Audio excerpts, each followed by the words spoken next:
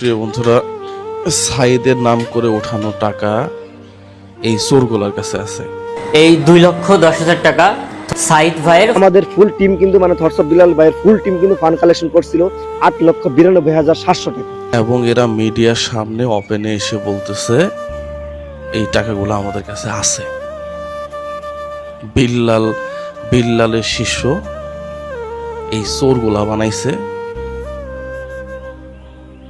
একেবারে স্পষ্ট কথা।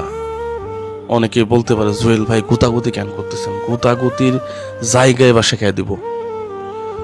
এবার এমন জায়গায় গুতা মারবো, জাস্ট একটা কথা বললাম, অনেক হইছে। আবু সাইদের টাকা তোদের পকেটে কেন?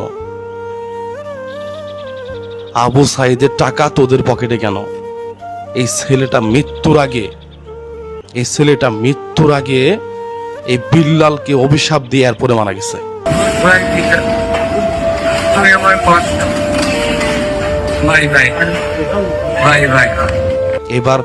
এবার দেখে ছাড়বো, একেবারে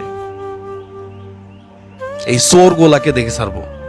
কথা আমার স্পষ্ট, একদম স্পষ্ট কথা। যেই ভদ্রলোক বিদেশ থেকে টাকা পাঠাইছে, সে কি তোর পকেটে রাখার জন্য টাকা পাঠাইছে? হ্যাঁ, তোর বাপের টাকা। আবু সাইদের 1 কোটি টাকা পাঠাক মানুষ, তোর নিজের নাম্বার দিয়ে টাকা উঠায় এই টাকা তোর কাছে রাখছিস? তোর লজ্জা করে না? তুই আবার এখানে যুক্তি দেখাস। এবার তোর টার্গেট, এবার তোকে দেখব। এবার এই বিল্লালের কুত্তাগুলারে দেখব।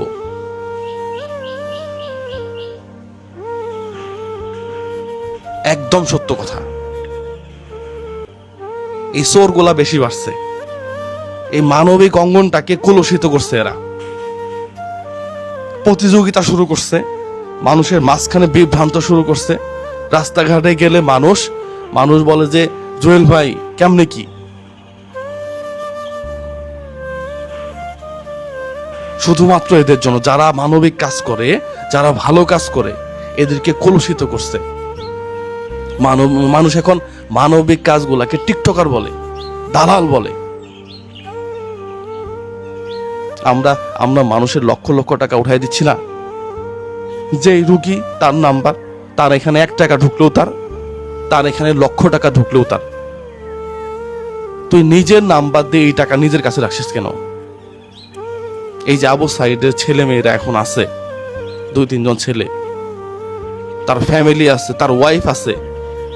এরা 1 কোটি টাকা পাইলে তোর সমস্যা কোথায়? তুই টাকা তোর কাছে রাখছিস।